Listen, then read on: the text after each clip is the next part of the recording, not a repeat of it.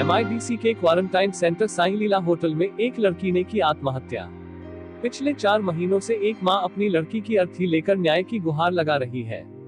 27 साल की संजली सिंह जब दुबई से मुंबई अपने मां से मिलने पहुंची, तब उसे एयरपोर्ट से BMC ने क्वारंटाइन कर अंधेरी ईस्ट के साई लीला होटल में रखा। कहा जाता है संजली अमन वर्मा नाम के लड़के से प्यार करती थी। अमन भी संजली को लेने एयरपोर्ट गया था। संजली की मां ज्योति सिंह के मुताबिक संजली का अमन वर्मा के साथ कुछ सालों से प्रेम संबंध था। दोनों की शादी होने वाली थी, लेकिन वो पहले से शादीशुदा था। अमन वर्मा और उनकी पत्नी ने मिलकर संजली को आत्महत्या करने के लिए प्रवृत्त किया हो, जिसके खिलाफ में FIR दर्ज कराई गई है। लेकिन 4 महीने हुए इस घटना हो, आज तक पुलिस ने किसी की भी गिरफ्तारी नहीं की। ऐसे में पीड़िता के मां अब एडवोकेट अली काशिफ खान के पास न्याय मांगने की गुहार लगा रही है। मैं राजस्थान में थी। पिछले लॉकडाउन में हम लोग सब बस गए थे करवा के, सब बच्चे बच्चों को मैं अपनों को लेके गई थी। तो वहाँ से वो जाती रहती थी, उसकी जान पहचान थी, तो सब खुल गया था, तो वहाँ से चली गई थी अच्छी खासी। बम्बई आई, बम्बई से चली गई वो। तो मेरी बहन ने मुझे बताया कि दुबई जाने से पहले 2 दिन पहले वो घर पे लड़का भी आया था खाना लेके 2 बार। दुबई जाने से पहले बात की मुझसे, मम्मी जी मैं शादी करूँगा, इससे बहुत प्यार करते हैं हम दोनों। फिर मेरी लड़की चली गई, तो वहाँ से सब बंद हो गया वहाँ का काम। 3 मार्च को वो दुबई से आई मेरी लड़की, और दुबई से आने के बाद में वो एयरपोर्ट पे उसको 7 दिन के लिए क्वारंटाइन किया था। जो होटल थी साई लीला ग्रैंड, कुछ ऐसा नाम था उसका।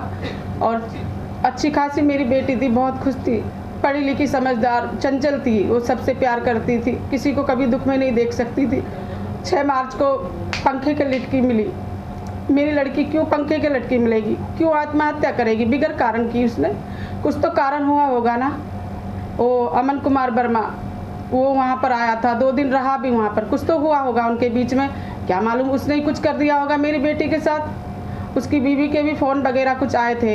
हादसा होने से पहले 1 घंटे पहले उसके भाई को आउट किया, खाना लेके गया था वो, उसको उसने सब कुछ बताया अपने भाई को। वो शादीशुदा था, शादीशुदा होके भी धोखा दे रहा था मेरी बेटी को। 2 बच्चे थे उसके, क्या हक था मेरी बेटी का जज्बात से खेलने के लिए?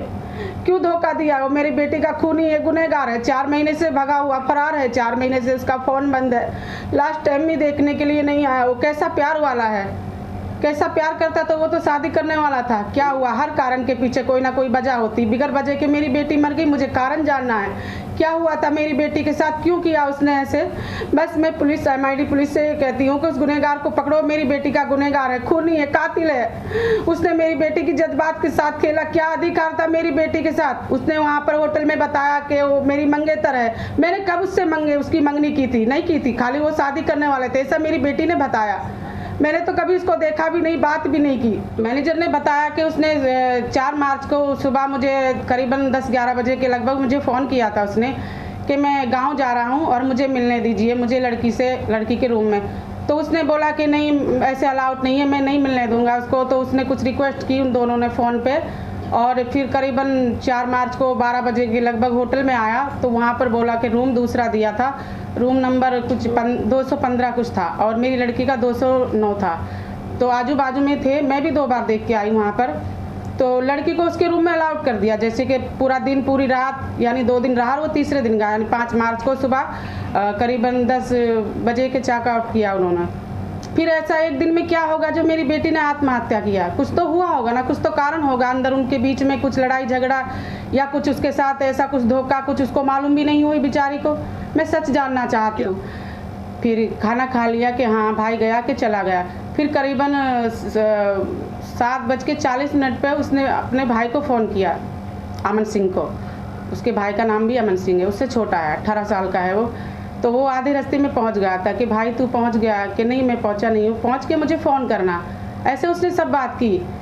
फिर मैंने उसको करीबन 8:48 पे फ़ोन किया, तो एक फ़ोन किया नहीं उठा, फिर दोबारा किया तो भी नहीं उठा, फिर मैंने तीसरी बार किया तो नहीं उठा। तो मुझे घबराहट सी होने लगी। मैं माँ हूँ ना, कभी ऐसी मेरे बेटे ने नहीं किया, क्योंकि कभी ना साइलेंट पे फ़ोन करती थी वो, और ना ही कभी बेचैन सोती थी ना। मेरी बेटी कुछ नशा वगैरह कुछ नहीं करती थी वो ऐसा। फिर ऐसा कैसे हो गया? फिर मैंने मेरे बेटे को फ़ोन किया, मेरी बहन का लड़का। मैंने कहा तेरी संजनी सिंह से बात हुई? तो उसने बोला कि नहीं। तो मैंने कहा फ़ोन नहीं उठा रही, ज़रा तू फ़ोन लगा। उसने मुझे बोला मम्मी आप 1 मिनट रुको, मैं आपको वापस फ़ोन करता हूँ। तो उसने मुझे वापस फ़ोन किया, तो बोला कि मम्मी वो फ़ोन नहीं उठा रही, मेरा भी मैनेजर ने भी मुझे फ़ोन किया अभी। तो फिर मैंने उससे बोला ठीक है तुम लोग जाओ, तुम और मामा जाओ। मैंने भाई को भी फ़ोन किया, मेरा भाई काम करता है। तो ये लोग गए, मैंने कि देखो जाके क्या हुआ उधर, दरवाज़ा क्यों नहीं खोल रही है। फिर मैंने मैनेजर का नंबर भी लिया, मैंने फ़ोन किया, मैंने कि भैया दरवाज़ा खोलो, खटखटाओ, क्यों नहीं खोल रही है लड़की, क्या हुआ है। तो उसने मुझे डायरेक्ट ये बोला कि मैडम जी दरवाज़ा नहीं खोल रही, हमने भी फ़ोन किया है। और मैंने कि ठीक है भैया नहीं खोल रही है तो पता नहीं क्या हुआ, लड़की चक्कर आ गए होंगे, बेहोश होगी, कुछ ऐसा कुछ क्या हुआ होगा, आप दरवाज़ा तोड़ दो। मुझे घबराहट होने लगी, पता नहीं ऐसे अजीब सी। तो उसने बोला नहीं मैडम जी अलाउ, वैसे हम दरवाज़ा नहीं तोड़ते हैं, अलाउड नहीं है और पुलिस केस है। ऐसे उसने कैसे कह दिया कि पुलिस केस है, अंदर है, क्या हुआ, चक्कर भी खा के गिर सकती है लड़की, बेहोश हो सकती है, या सो गई हुई साइलेंट पे फ़ोन करके, ऐसे पुलिस केस कैसे बिगड़ जाने हो सकता है। फिर मैंने उसको लगातार फ़ोन किए तो उसने नहीं उठाया। करीबन मेरा भाई और मेरा बेटा 1-1.25 घंटे में वो लोग मलाड से और अंधेरी पहुंचने में इतना टाइम लग गया रात के टाइम। तो वहां पर पहुंच के देखा क्या, दरवाज़ा थोड़ा सा टूटा हुआ था, दरवाज़ा खुला था, लड़की पंखे के लटकी हुई मिली। इन सब कारणों के पीछे वो अमन कुमार वर्मा, वही मेरी बेटी का खूनी है, कातिल है, वो जिम्मेदार है मेरी बेटी का, वो और उसकी बीवी जिम्मेदार है दोनों। बस मैं MID पुलिस स्टेशन से मैं विनती करती हूँ कि गुनहगार को पकड़ो, अरेस्ट करो उसको और उसको सज़ा दिलाओ, मेरी बेटी को न्याय दिलाओ, मरी हुई बेटी को, मुझे इंसाफ चाहिए। ये मेरी बेटी की जो देख रहे हो आप लोग, ये मेरी बेटी की अर्थी है, मेरी बेटी की अर्थी है जो हरिद्वार जाती है, हमारे यहाँ हरिद्वार लेके जाते हैं हम। मैं अभी तक ये अर्थी डिसीजन नहीं की है, नहीं करूँगी जब तक गुनहगार नहीं पकड़ा जाएगा, पुलिस उसको नहीं अरेस्ट करती, मैं नहीं करूँगी। एक माँ का प्रण है, मैंने प्रण लिया है, हमारे यहाँ हरिद्वार जाते हैं, जब तक मैं गंगा मैया की गोद में उसको सौंप के नहीं आऊँगी, जब तक वो गुनहगार नहीं पकड़ा जाएगा, उसको सज़ा नहीं मिलती। मेरी बेटी को न्याय दिलाओ, मैं आपसे सबसे विनती करती हूँ, मदद की भीख मांगती हूँ। वो अमीर है इसलिए उसको कोई अरेस्ट नहीं कर रहा, मैं गरीब हूँ, मुझे न्याय नहीं मिलेगा, चाहे इसमें मेरी जान भी चली जाए, मैं अपनी बेटी को न्याय दिला के रहूंगी, इंसाफ दिला के रहूंगी, चाहे कुछ भी हो जाए। मेरा कोई भी दुश्मन नहीं है, मैं यहाँ पर 25-30 साल से रहती हूँ। अगर कोई दुश्मन भी होगा तो वो अब अमन वर्मा के घर के और अमन वर्मा होगा, अगर इस बीच में कुछ हो जाता है, लेकिन मौत भी मुझे इससे पहले नहीं आएगी जब तक मेरी बेटी को न्याय नहीं मिलेगा, इंसाफ नहीं मिलेगा, मैं दिला के जब तक चैन की सांस नहीं लूंगी। पहली बात तो जिस तरीके का ये हादसा हुआ है, सबसे पहले सवाल उठाना चाहिए होटल वालों के ऊपर कि होटल वालों ने क्वारंटीन के बीच में किसी थर्ड पर्सन को अंदर एंट्री किस हिसाब से दिया। और अगर ये चीज़ रिकॉर्ड पे आने के बाद भी पुलिस स्टेशन ने FIR के अंदर उन होटल वालों के नाम इंक्लूड क्यों नहीं हुए, क्योंकि क्वारंटीन और कोरोना जो रोकने के लिए जो भी प्रोटोकॉल्स लिए जा रहे हैं उसका एक तरीके का ये ब्रीच है। दूसरी चीज़ ये सवाल खड़ा उठता है कि सुसाइड होता है काफ़ी दिनों पहले और उसके बाद FIR होता है कुछ 1-2-1.5 महीने के बाद, तो ये डिले, इतना बड़ा डिले किस चीज़ के लिए।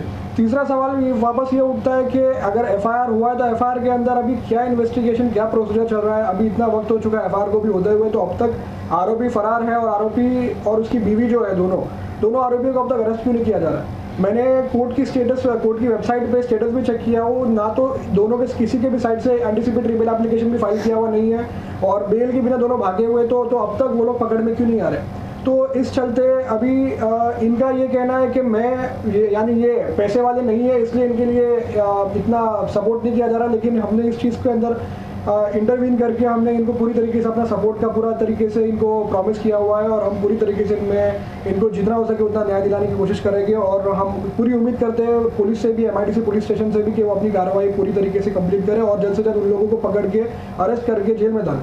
फिलहाल मैं इसी चीज़ के लिए वेट कर रहा हूँ कि वो एंटीसिपेटरी बेल एप्लीकेशन कब पुट करने वाला है। जब वो जिस दिन वो पुट अप करेगा उस दिन मुझे कोर्ट की वेबसाइट से स्टेटस मिल जाएगा, उस दिन हम इंटरवेंशन एप्लीकेशन फाइल करेंगे इनके बिहाफ पे कि उस लड़के को बेल नहीं होनी चाहिए, ना उसकी बीवी को होनी चाहिए। 306 का सेक्शन लगा हुआ IPC का, अबेटमेंट टू सुसाइड, जिसकी पनिशमेंट 10 साल के ऊपर की 10 साल तक की जेल है। और जो भी ऑफेंस, एक अनिश कुमार जजमेंट में भी एक ऑब्जर्वेशन आई हुई है कि जो भी केस में 7 साल से ऊपर की अगर सजा है तो उसमें 41A का नोटिस सर्व करना भी कंपलसरी नहीं है एक तरीके से इनडायरेक्टली, क्योंकि 7 साल से नीचे वालों के केसेस में 41A सर्व करना जरूरी है, ये सुप्रीम कोर्ट का गाइडलाइंस है। और ये केस में इनके 306 सेक्शन में जो है वो 7 साल के ऊपर की सजा है, 10 साल तक की सजा है। तो अब तक वो आरोपी और उस आरोपी की बीवी दोनों अब तक अरेस्ट क्यों नहीं हो रहे। 2 दिन लड़की के सुसाइड से 2 दिन पहले वो लड़का अंदर जाता है उसके बाद में अगर ये चीज़ हो रही है और अगर वो रिलेशन में है, झूठा शादी का वादा किया होगा, जो कुछ भी किया होगा, तो और सेक्शंस ऐड क्यों नहीं किए हुए हैं। उसके अलावा अगर बराबर 2 दिन के बाद ही अगर ये चीज़ होती है तो फिर नाम सीधी सी बात है जो है रिस्पॉन्सिबल उसी का आएगा।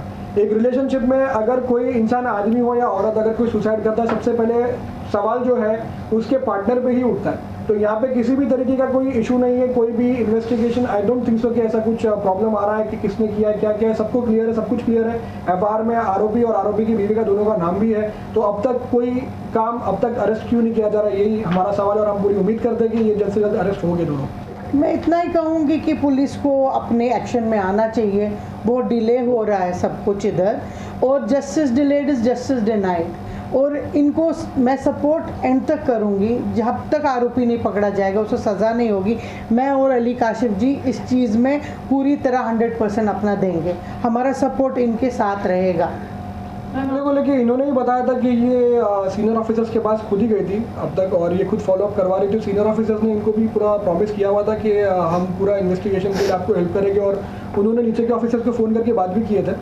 और लेकिन उसके बाद से अभी तक भी कुछ फॉलोअप है नहीं इसके अंदर। अभी मैंने रिसेंटली एक आर्टिकल में पढ़ा कि कोई कंसर्न पुलिस ऑफिसर ने स्टेटमेंट दिया हुआ है कि अब तक हमको आरोपियों के खिलाफ कुछ एविडेंस मिला हुआ नहीं है। तो ये स्टेटमेंट ही पढ़ के मैं खुद शॉक हूँ कि मतलब एफआईआर में नाम होने के बाद भी अगर इस तरीके का स्टेटमेंट आ रहा है इन्वेस्टिगेशन ऑफिसर की तरफ से, तो फिर हम क्या ही बोल सकते हैं इसके अंदर। तो हम पूरी तरीके से उम्मीद करते हैं इसके अंदर कि अभी ये इतना गर्म, लास्ट सुशांत सिंह राजपूत के जो केस के बाद ये सिमिलर एक तरीके का इंसिडेंट है। बिकॉज ये इन्होंने बताया कि इनकी बेटी की हाइट जो है वो 5 फीट 9 इंच थी। She was very tall. और जब इनके भाई ने, जब उनकी खुद आप शायद बॉडी उतारने के लिए वहाँ पे जब गए थे, ये खुद एक तरीके से वहाँ पे प्रेजेंट थे, तो उन्होंने खुद ने देखा कि ज़मीन के ऊपर वो लड़की का पैर टच हो रहा था, पूरी तरीके से पूरा टो टच हो रहा था। तो हो सकता है शायद ये मर्डर भी हो सकता है ये सुसाइड हो सकता है, कुछ भी हो। अगर ज़मीन पे पैर टच हो रहा है, इतनी लंबी अगर लड़की है, तो ये इन्वेस्टिगेशन क्या हो रहा है। और होटल वालों का नाम इसमें अब तक क्यों नहीं आया हुआ है? होटल वालों ने किसी एक थर्ड पर्सन को अंदर जाने के लिए अलाउ कैसे किया? तो ये पूरा इन्वेस्टिगेशन एक तरीके से पूरा पुलिस वाले के ऊपर अभी डिपेंड करता है कि वो क्या इन्वेस्टिगेट करे, कैसे अरेस्ट करेंगे, क्या नहीं करेंगे। आज की तारीख में इतना इंफॉर्मेशन टेक्नोलॉजी हमारा इतना स्ट्रांग हो गया कि किसी भी आरोपी को पकड़ना, किसी भी एविडेंस निकालना, किसी के भी अगेंस्ट कोई इम्पॉसिबल चीज़ नहीं है। अगर चाहे तो 2-4 दिन के अंदर ही इंसान अरेस्ट हो सकता है, अगर पुलिस बराबर चाहे तो मेरी पुलिस MIDC पुलिस स्टेशन से यही अपील रहेगी कि आप लोग प्लीज़ अपना काम जितना हो सके उतना जल्दी कीजिए, क्योंकि यहाँ पे एक कोई छोटा मामला नहीं है। किसी की एक माँ की आस है जो वो पुलिस से एक्सपेक्ट करती है, क्योंकि आज इनको इंसाफ मिलेगा तो लोगों का भरोसा और जल्दी और ज़्यादा कानून और पुलिस व्यवस्था पे आएगा। जैसे ही मैं होटल में पहुँचा, वैसे ही मेरी बहन की लड़की यानी मेरी भांजे पंखे के लटकी हुई थी। उसका ज़मीन के नीचे पैर टच था, जैसे उसको किसी ने लटकाया हो मारने के बाद, ऐसा था। और वहाँ पर एक रुमाल भी मिला था मुझे, और उसके गले पे राउंड शेप था। मुझे फ़ोटो वगैरह कुछ नहीं निकालने दिया। पुलिस वालों ने वहाँ पर जो कुछ मिला वो सब कुछ नहीं लिया, और जल्दी जल्दी करके उसको एम्बुलेंस में डाल दिया। फिर उसके बाद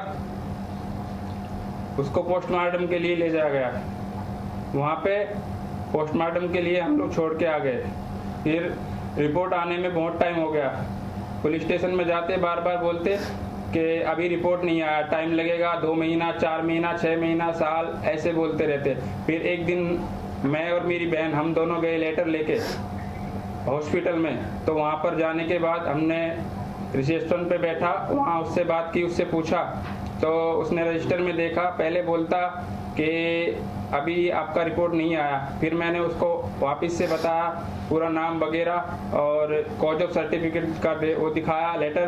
तो उसने वापस से देखा तो बोलता है रिपोर्ट तो आ गया, यहाँ से चला गया, 1 हफ्ते के अंदर यहाँ से चली जाती है, और हम आपको रिपोर्ट वगैरह नहीं दे सकते, ना हम आपको कुछ जानकारी दे सकते। आप MIDC पुलिस स्टेशन में जाइए और वहाँ पे जाके पूछिए, हम आपको कुछ नहीं बता सकते। आप पुलिस स्टेशन गए थे? वहाँ पे गए, हम रोजाना जाते हैं, एक दिन छोड़ के एक दिन में 2-2 बार भी जाते हैं, बार जाते हैं। लेकिन वो बोलते हैं अभी नहीं आया। हमने लेटर डाला है, पहले अनुराधा पाटिल थी इस केस में, तो उन्होंने लेटर डाले तब भी रिपोर्ट नहीं आया। अभी विकास नामदेव लोखंडे, उनके हाथ में चार्ज है, तो बोलते हैं मैं लेटर डाल रहा हूँ, अभी तक नहीं आया। 4 महीने से पोस्टमार्टम रिपोर्ट नहीं आ रही है। हम जाते हैं सुबह से लेके शाम तक, रात तक हम लोग को बिठा के रखते हैं, हमारी कोई सुनवाई नहीं करते हैं।